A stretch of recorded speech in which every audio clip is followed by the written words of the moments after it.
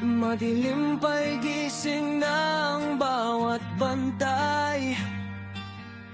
Bakbakang kamay sa bakal at kalawang, ngunit para sa pamilya, lakas ay walang hanggan.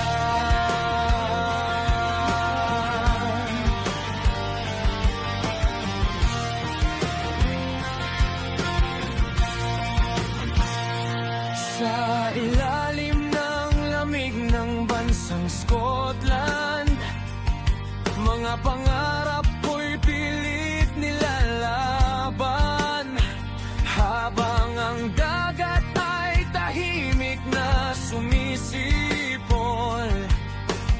Puso ko na may sa tahanan nakaturo. Kahit pagod ang katawan, di susuko kailanman. Bawat tornilyo't bakal, mga pangarap makakamtan. Ako'y manggagawa sa Rosita-Kyar, lumalayag ang isip kahit nasa pampang.